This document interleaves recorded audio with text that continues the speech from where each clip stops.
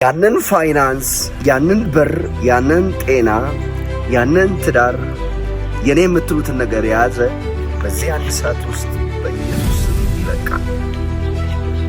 የፊታችን እሁድ መስከረም 18 ከ7 ሰዓት እስከ 12 ሰዓት ለየት ያለ የፈውስ ፕሮግራም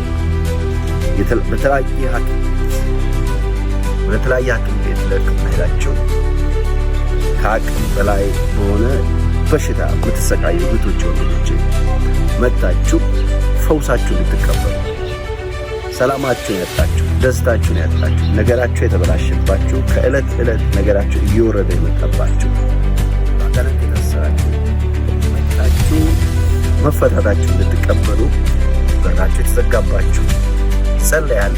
በራችሁን አምላክ እግዚአብሔር ይከፍተዋል።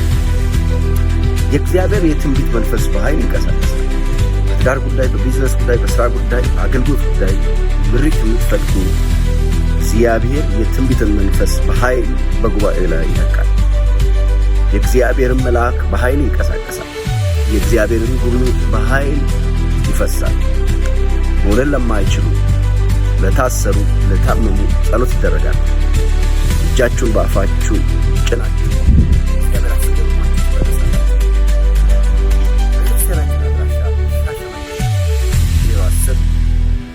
ትደርሱና ከዋና አስፋልት 75 ሜትር ላይ ቤተክርስቲያናችንን ታገኛላችሁ።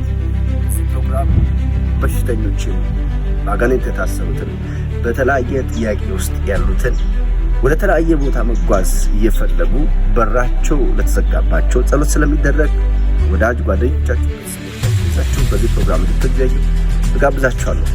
የፊታችን እሁድ መስከረም 18